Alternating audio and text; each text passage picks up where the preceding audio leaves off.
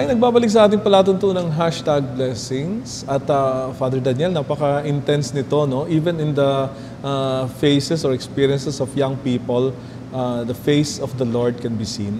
Opo.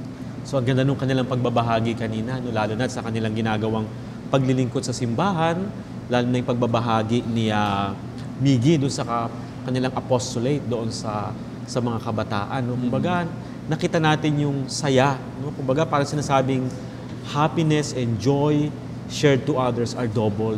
At sa pamamagitan nun ay naranasan ng mga bata sa pamamagitan nila si Kristo at naranasan din nila si Kristo sa pamamagitan ng mga batang kanilang pinaglingkuran. Ganun din yung ginagawa ng ating mga youth sa simbahan. Ano? Sa mga pag-reach out nila sa mga kabataan, ay ipinapakita nila ang mukha ni Kristo at nakikita nila yung mukha ni Kristo dun sa mga nire-reach out nila.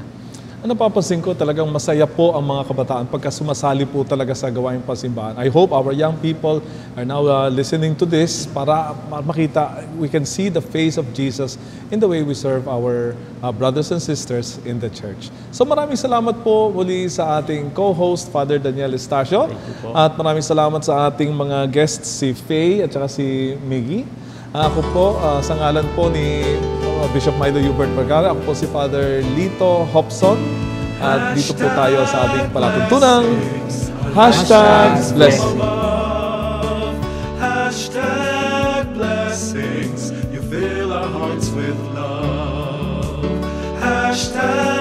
#blessings. Our lives are gifts from above. #blessings. You fill our hearts with love. Joy, peace, patience, these are things that matter.